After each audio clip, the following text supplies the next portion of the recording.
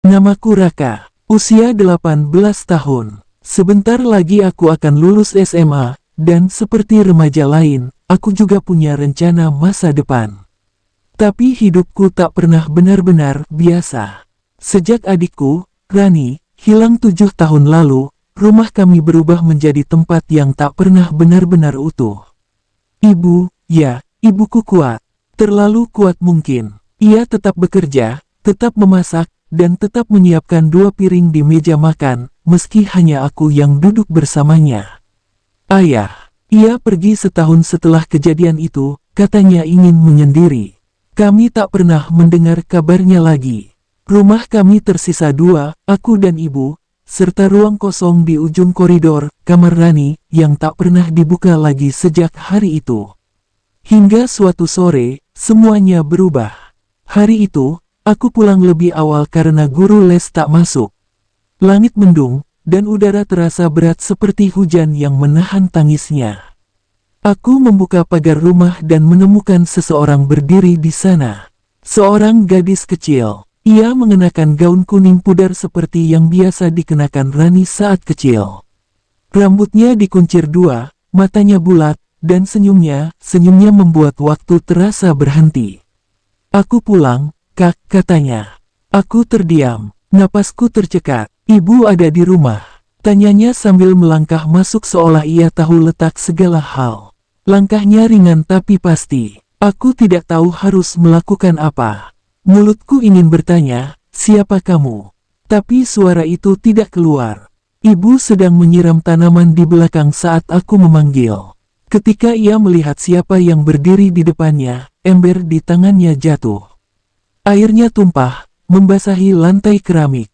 Rani, bisiknya. Gadis kecil itu mengangguk. Aku nyasar, tapi sekarang aku pulang, Bu. Tangis ibu pecah. Ia langsung memeluk gadis itu. Bukan hanya sekadar pelukan, tapi pelukan yang selama 7 tahun tersimpan rapat. Pelukan yang menahan luka dan rindu yang tak pernah punya tempat kembali. Aku hanya bisa berdiri di sana. Bingung. Bingung karena apa yang kulihat terlalu mustahil untuk dinalar, tapi terlalu nyata untuk diabaikan. Gadis itu, wajahnya memang seperti Rani. Suaranya juga hampir sama. Bahkan, ia tahu nama mainannya yang dulu sering kami sembunyikan bersama di bawah tempat tidur. Tapi, Rani hilang 7 tahun lalu, saat ia berusia 6 tahun. Itu artinya sekarang seharusnya ia berusia 13. Namun gadis ini, tetap 6 tahun. Sejak hari itu, rumah kami kembali cerah. Atau, setidaknya terlihat seperti itu. Ibu mulai sering menyanyi saat memasak. Tawa kembali terdengar dari ruang tamu. Meja makan kembali penuh 3 piring. Dan kamar Rani, yang selama 7 tahun terkunci rapat, kini terbuka dan terang seperti tidak pernah ada luka di sana. Tapi aku, tidak bisa tertawa. Setiap malam, aku duduk di sudut tempat tidur sambil memperhatikan pintu kamar yang kini dihuni Rani. Aku mengamati bagaimana ia berjalan, bagaimana ia menyebut nama-nama mainan lamanya, bagaimana ia menyusun boneka di rak dengan posisi yang sama seperti dulu. Terlalu sama, hampir seperti disalin dari ingatan. Lalu malam itu datang. Hujan turun diam-diam, tidak deras, tapi cukup untuk membuat jendela berkabut. Aku belum tidur ketika mendengar sesuatu dari kamar sebelah. Suara nyanyian, pelan. Lagu pengantar tidur yang hanya ibu dan Rani tahu. Tapi, itu bukan suara seorang anak. Aku bangkit perlahan. Pintu kamarku tak kukunci, jadi aku mendorongnya sedikit terbuka. Cahaya redup dari lorong menyorot sebagian lantai kayu. Nyanyian itu masih terdengar, dan aku mengikuti suara itu menuju kamar Rani. Pintu kamarnya sedikit terbuka. Aku mengintip. Rani duduk di tepi tempat tidur, membelakangi pintu. Ia mengayun-ayunkan kakinya sambil bernyanyi sendiri. Tapi yang membuat jantungku berdegup kencang bukanlah nyanyiannya, melainkan bayangannya di cermin. Bayangan itu tidak ikut bergerak. Aku menutup mulutku sendiri. Diam. Memastikan apa yang kulihat bukan permainan cahaya. Tapi jelas, sangat jelas, bayangannya di cermin hanya duduk diam dengan kepala miring, menatap lurus ke arahku, seolah sadar aku sedang mengintip. Detik berikutnya, Rani menoleh. "Kak Raka belum tidur?" tanyanya sambil tersenyum. Aku menegakkan tubuh dan berusaha menormalkan suara. "Belum, cuma mau ambil air. Jangan lupa minum hangat, nanti masuk angin," ucapnya, lalu perlahan menutup pintu. Aku kembali ke kamar tanpa benar-benar mengambil air. Malam itu aku tidak tidur. Keesokan harinya, aku coba bicara dengan ibu. Aku sampaikan keanehan yang kurasakan. Tapi ibu hanya tersenyum lembut, lalu memegang pipiku. "Kamu terlalu tegang, Nak. Kamu belum sepenuhnya percaya kalau Rani benar-benar pulang." "Ya." Aku tidak menjawab, karena jawabannya mungkin terlalu menyakitkan untuk ia dengar. Siangnya, aku membuka kembali foto-foto lama. Aku bandingkan wajah Rani yang dulu dengan gadis yang sekarang tinggal di rumah ini. Wajahnya nyaris sama, tapi ada satu hal kecil yang tak sama, tahi lalat kecil di bawah telinga kiri Rani yang asli. Gadis ini tak punya itu. Saat aku mencuri pandang ke arah kamar Rani sore itu, ia sedang berdiri di jendela, memandangi langit yang mendung. Dan entah kenapa, aku merasa langit yang ia lihat bukanlah langit yang sama denganku. Aku tidak tahu bagaimana menjelaskannya. Tapi sore itu, saat melihat Rani berdiri di balik kaca jendela, aku merasa seperti sedang mengamati seseorang yang tidak benar-benar ada di sini. Seperti tubuhnya hadir, tapi pikirannya melayang di tempat lain, jauh dari dunia yang ku mengerti. Sejak malam itu, aku tidak bisa lagi membohongi diriku sendiri. Ada yang tidak wajar, ada sesuatu yang bersembunyi di balik senyum manis dan gaun kuning yang tak pernah diganti itu. Dan kalau benar dia bukan Rani, aku harus tahu siapa dia sebenarnya. Hari Minggu pagi, aku mencari alasan untuk pergi keluar rumah. Katanya ingin cari bahan tugas kelompok. Ibu mengizinkan, Rani hanya menatapku dari jendela sambil melambaikan tangan. Aku mengayuh sepedaku ke arah kebun bambu, tempat terakhir Rani dilaporkan hilang 7 tahun lalu. Lokasinya sudah jarang dilewati. Tanahnya berlumpur dan ditumbuhi semak tinggi. Tapi aku ingat betul, dulu kami sering bermain ke sana. Bahkan hari Rani menghilang pun, aku yang terakhir melihatnya berlari ke arah sana, mengejar burung kupu-kupu, katanya. Saat aku sampai, tempat itu terasa berbeda. Bukan karena berubah, tapi karena tidak berubah sama sekali. Seolah 7 tahun tidak pernah menyentuhnya. Ranting, pohon bambu, tanah, bahkan batu besar di dekat sungai kecil itu, semuanya masih seperti dalam ingatanku. Beku, diam. Aku duduk di atas batu besar itu. Dan saat itu, suara langkah pelan terdengar dari balik rumpun bambu. Seorang wanita tua keluar dari balik rimbunan, membawa keranjang berisi bunga dan dupa. "Sudah lama tidak ada yang datang ke sini," katanya tanpa melihatku. Aku hanya mengangguk. "Tempat ini masih menyimpan luka," lanjutnya. "Ada anak kecil yang pernah hilang di sini, bukan?" Aku menoleh cepat. Nenek tahu soal itu. Ia tersenyum samar. "Dulu aku tinggal di dekat sini, sebelum semua orang pergi. Waktu itu, aku juga ikut mencari. Tapi ada yang aneh.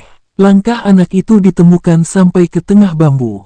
Lalu hilang. Begitu saja. Seperti terserap tanah." Aku menggigit bibir. Nenek percaya dia masih hidup. Ia menatapku dalam-dalam. Mata tuanya tajam seperti menyimpan cerita yang tidak ditulis siapapun. Kalau dia masih hidup, dia pasti sudah tumbuh besar. Tapi kalau dia kembali tanpa berubah, mungkin yang pulang bukan dia. Aku diam, merinding. Nenek itu mengeluarkan sesuatu dari keranjangnya, sebuah cermin kecil berbentuk bulat, dengan bingkai kayu tua. "Kalau kamu benar-benar ingin tahu siapa yang tinggal di rumahmu sekarang, lihatlah bayangannya saat malam, di bawah cahaya bulan. Tapi ingat," katanya pelan, "jangan terlalu lama menatap. Kadang, cermin tidak hanya memantulkan, tapi juga menarik." Aku menerima cermin itu dengan tangan gemetar. Berat, dingin, dan terasa aneh saat disentuh. Sepulangnya, aku kembali membuka album lama. Kutemukan foto Rani kecil yang sedang duduk di ayunan, tersenyum lebar dengan boneka kainnya. Di belakangnya, aku berdiri sambil menggoda, dan ibu sedang mencuci baju di halaman. Aku perbesar wajah Rani. Tahi lalat kecil di bawah telinga kirinya jelas terlihat. Aku tak mungkin salah. Malam itu, aku menunggu. Rani tidur di kamar seperti biasa. Ibu sudah lebih dulu terlelap. Saat jarum jam menunjuk angka 12, aku melangkah pelan ke lorong. Cermin kecil pemberian nenekku simpan di saku. Aku berdiri di depan kamar Rani, dan membuka pintunya sedikit. Rani duduk di tempat tidur, menghadap ke jendela yang terbuka. Bulan purnama bersinar terang, masuk lewat sela tirai. Perlahan, aku mengeluarkan cermin itu dan mengarahkannya ke arah Rani. Jantungku berhenti berdetak. Di cermin itu, Rani tidak duduk di tempat tidur, melainkan berdiri di langit-langit, kepala menghadap ke bawah, memandang langsung ke arahku. Aku terhuyung mundur, menjatuhkan cermin, tapi tidak pecah. Pintu kamar Rani terbuka lebar. Ia berdiri di sana, tersenyum. "Kak Raka, kamu mencari sesuatu." Suara itu lembut, hampir seperti bisikan. Tapi di tengah malam yang hening, rasanya menggema di seluruh lorong rumah kami. Aku berdiri membatu. Tubuhku kaku, seperti kehilangan kemampuan untuk bergerak. Di depanku, Rani berdiri dengan senyum yang tak berubah sejak ia kembali. Tapi entah kenapa, kali ini senyumnya terasa terlalu lebar. "Maaf," kataku akhirnya, berusaha terdengar tenang, "aku cuma mau memastikan kamu sudah tidur." Rani tidak menjawab, ia hanya mengangguk pelan, lalu menutup pintu kamarnya tanpa suara. Begitu pintu tertutup, aku berlari kecil ke kamar dan mengunci diri. Nafasku tersengal, tangan gemetar saat ku genggam cermin yang tadi hampir terjatuh. Apa yang kulihat tidak masuk akal. Dan sekarang aku tahu, apapun yang tinggal di rumah ini, itu bukan adikku. Pagi harinya, aku memutuskan untuk bicara pada ibu. Bukan dengan setengah kata atau sindiran halus, kali ini aku harus jujur. Apapun risikonya. Ibu sedang menyiram tanaman di halaman saat aku mendatanginya. "Ibu," kataku, "kita harus bicara tentang Rani." Ibu menoleh dengan senyum yang hangat. "Kenapa? Dia baik-baik saja, kan?" Ibu belum pernah sebahagia ini sejak. "Bu," potongku pelan, "tolong dengarkan aku dulu. Ini penting." Suaraku bergetar. Aku bercerita tentang semuanya, tentang gaun kuning yang tak pernah diganti, tahi lalat yang hilang, nyanyian di malam hari, cermin pemberian nenek di kebun bambu, dan bayangan mengerikan yang kulihat. Aku ceritakan semuanya dengan hati-hati, dengan harapan ibu akan mengerti, atau setidaknya mempertimbangkan. Tapi yang kudapat hanyalah keheningan. Lalu, pelan-pelan, ibu menggeleng. Matanya mulai berkaca-kaca. "Raka," suaranya gemetar, "ibu tahu kamu belum sepenuhnya menerima Rani kembali. Tapi ini terlalu jauh, terlalu kejam. Bu, aku nggak bermaksud menyakiti siapapun. Aku cuma..." "Cukup." Suara ibu naik untuk pertama kalinya. "Cukup, Raka. Ibu kehilangan Rani selama 7 tahun. 7 tahun penuh air mata. Dan sekarang dia kembali, kamu malah bilang dia bukan adikmu." Aku terdiam. Dunia seperti runtuh di sekelilingku. "Ibu mohon," lanjutnya sambil menahan tangis, "jangan hancurkan ini. Jangan rusak kebahagiaan yang sudah kembali. Kalau kamu tidak bisa menerimanya, jangan paksa ibu ikut kehilangan lagi." Aku berdiri di sana cukup lama, menyaksikan ibu berjalan masuk ke dalam rumah, menutup pintu, dan membiarkanku sendiri di halaman. Aku ditolak oleh satu-satunya orang yang masih kupunya. Malam itu, aku tidak makan malam bersama. Aku mendengar suara sendok garpu, tawa ibu, dan suara kecil Rani yang berceloteh tentang bonekanya. Semua terdengar normal, terlalu normal. Tapi yang membuatku merinding adalah saat ku dengar suara Rani memanggil, "Kak Raka, nggak mau ikut makan? Ibu masak kesukaanmu." Aku tak menjawab. Kupeluk lututku di atas tempat tidur, memandangi cermin kecil yang kini kusimpan di laci. Lalu ku dengar bisikan yang sangat pelan, seperti berasal dari balik tembok. Kamu boleh curiga, Kak, tapi jangan lupa. Aku datang karena kamu memanggilku duluan. Mataku membelalak. Aku tak pernah memanggil siapapun. Aku tak pernah. Tapi tiba-tiba aku teringat. Selama bertahun-tahun setelah Rani hilang, aku sering bermimpi. Dalam mimpi itu, aku berdiri di tepi kebun bambu dan berteriak memanggil namanya. Lagi dan lagi, Rani, pulanglah. Aku kangen kamu. Mimpi itu muncul hampir setiap malam selama tahun-tahun pertama kehilangannya. Apa mungkin, mimpi itu bukan hanya mimpi? Apa mungkin, sesuatu benar-benar mendengarnya? Sejak malam itu, aku tak bisa tidur lagi. Tidak sepenuhnya. Setiap kali menutup mata, aku merasa seperti ditarik kembali ke kebun bambu. Suara angin, desir ranting, dan gema samar suaraku sendiri yang memanggil-manggil nama Rani, semua datang menghantuiku, bukan hanya dalam mimpi, tapi juga saat aku terjaga. Aku tidak tahu bagaimana caranya menjelaskan ini pada siapapun. Ibu sudah menolak semua kata-kataku. Teman-teman di sekolah hanya tahu aku sedang stres karena ujian akhir. Dan Rani, atau makhluk yang menyamar sebagai Rani, masih tinggal di rumah ini. Bernyanyi, tersenyum, menyebut namaku dengan manis. Tapi aku tahu, itu bukan adikku. Dan aku tahu, kalau aku tidak melakukan sesuatu, aku mungkin akan kehilangan lebih dari sekadar Rani. Aku bisa kehilangan ibuku. Akhirnya, malam itu aku kembali ke tempat semuanya bermula. Kebun bambu. Aku membawa senter, cermin pemberian nenek, dan sesuatu yang lebih penting dari semuanya, tekad. Aku harus tahu apa yang sebenarnya terjadi. Dan kalau memang dia bukan Rani, aku ingin tahu siapa yang menemuiku di rumah selama ini. Di tengah gelapnya jalan setapak, aku menemukan nenek tua itu lagi. Ia duduk di bawah pohon, seolah menungguku. Aku tahu kamu akan kembali, katanya tanpa menoleh. Aku duduk di sebelahnya, tubuhku lelah, tapi hatiku sudah siap. Nek, dia bilang aku yang memanggilnya duluan. Itu benar. Nenek itu menatapku lama, lalu mengangguk pelan. Setiap kata yang kau ucapkan dengan kerinduan bisa menjadi pintu, ujarnya.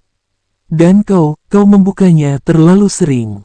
Aku menunduk, aku cuma kangen adikku, dan karena itulah dia datang. Tapi yang datang bukanlah yang pergi, nak. Dunia tidak bekerja sesederhana itu. Kadang, yang datang hanyalah sesuatu yang pandai meniru luka. Hening beberapa detik. Lalu nenek itu menyodorkan cermin kecil itu lagi. Ini kesempatan terakhirmu. Tapi ingat, kalau kau memilih melihat wajah aslinya, maka kau harus siap kehilangan dia. Selamanya. Aku menggenggam cermin itu dengan kedua tangan. Dinginnya terasa seperti es, meski malam tak begitu dingin. Lalu kalau aku tidak memilih, dia akan tetap bersamamu. Dan suatu hari, yang akan hilang bukan dia, tapi kamu. Sedikit demi sedikit, aku pulang larut malam. Ibu sudah tidur. Rumah sepi, tapi ada satu lampu kecil menyala dari kamar Rani. Aku berdiri di depan pintunya. Tanganku gemetar saat memegang gagang pintu. Tapi aku tahu, ini satu-satunya jalan. Perlahan, aku buka pintunya. Rani duduk di tepi tempat tidur, membelakangiku. Bonekanya di pangkuan. Lagu yang sama ia nyanyikan. Perlahan, penuh nada nostalgia. Rani, panggilku pelan. Ia menoleh, tersenyum. Kak Raka belum tidur lagi, ya. Aku menatapnya lama. Ada bayangan kecil di matanya. Bukan kegelapan, tapi kosong. Seperti mata boneka. Aku mengeluarkan cermin kecil itu, mengarahkannya ke wajahnya. Dalam pantulan itu, ia tidak tersenyum. Ia tidak duduk. Ia berdiri sangat dekat di belakangku, matanya kosong, dan mulutnya terbuka seperti ingin berteriak atau menelan suara dunia. Aku membalikkan badan cepat, tapi tidak ada siapapun di belakangku. Saat ku tatap kembali ke arahnya, Rani masih duduk di sana, tersenyum lembut. Kakak takut aku pergi lagi, bisiknya. Air mataku menetes tanpa kuinginkan. Aku berlutut. Kalau kamu memang Rani, maafkan aku karena meragukanmu.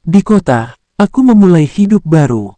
Sendirian. Setiap akhir pekan, ibu mengirim pesan singkat. Katanya Rani belajar membaca, belajar membuat kue, belajar menggambar. Katanya, rumah semakin ramai. Katanya, kami harus pulang liburan semester nanti. Aku balas dengan emotikon senyum dan beberapa kata.